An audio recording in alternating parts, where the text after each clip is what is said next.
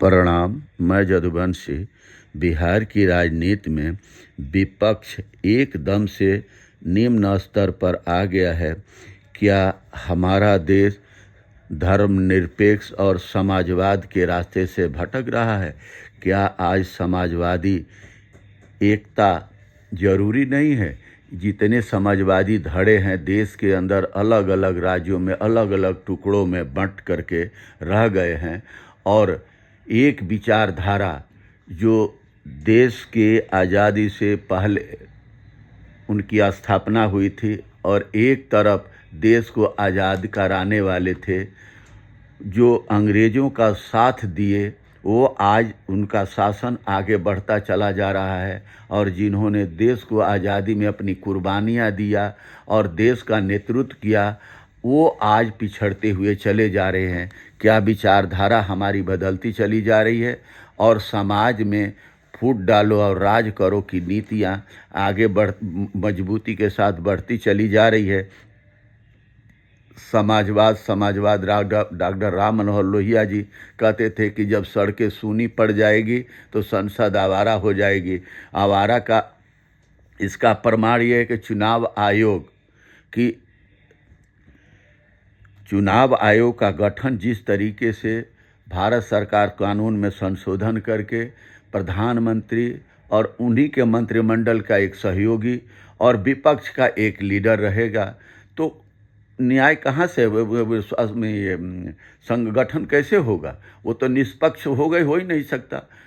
यहाँ अपनी मर्जी की जो सरकार केंद्र में है, अपनी मर्जी का चुनाव आयोग बैठाता है और चुनाव आयोग अपनी मर्जी से सरकार के नियमों के अनुसार सरकार के मनोवृत्ति के लेकर के जो सरकार की नीतियां हैं उसी को लेकर के लागू कर रहा है और जनता में हाहाकार मचा हुआ है। ना पलायन पर कोई रुकावट है, ना नौजवानों के रोजगार की बात हो रही है, ना किसानों की बात हो रही है।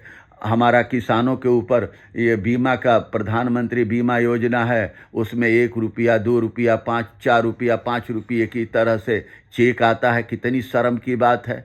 और हर तरीके से इनको शोर मचा करके खाली शोर मचाया जा रहा है कि हम ये भला कर रहे हैं, वो ये कर रहे हैं, वो कर, और जनता को धरती पर क्या दिख रहा है?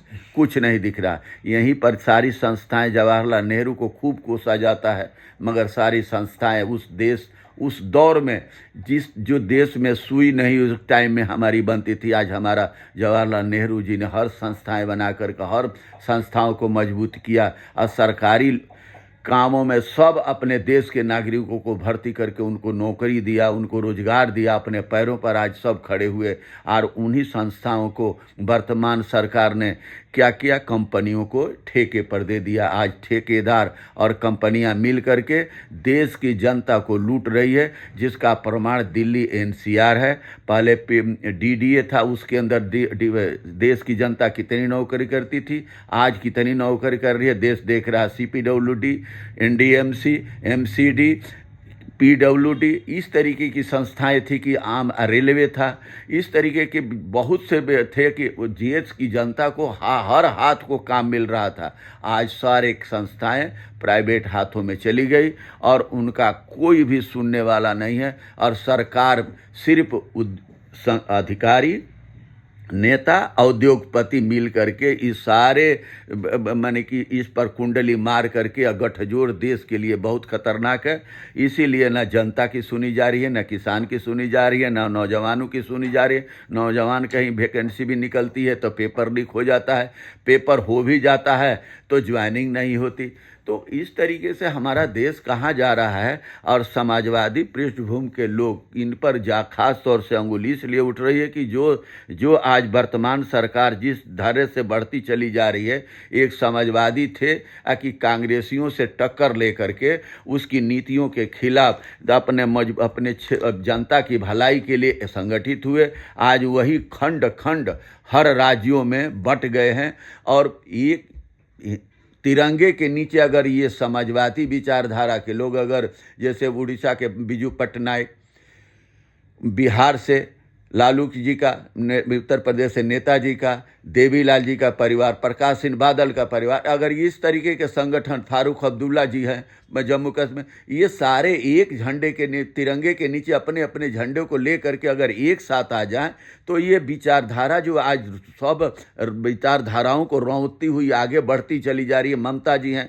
बंगाल में अकेले, सब अकेले अकेले लड़ते हुए, जैसे अंग्रेजों से अकेले अकेले लड़ करके क्या हुआ, देश गुलाम हो गया। इसी तरीके से एक विचारधारा जिस तरीके से रौंदती जा रही है, अगर सब संगठित नहीं होंगे तो समाजवाद और धर्मनिरपेक्षता हमारा खतरे में पड़ जाएगा। बहुत बहुत धन्यवाद, नमस्कार, प्रणाम।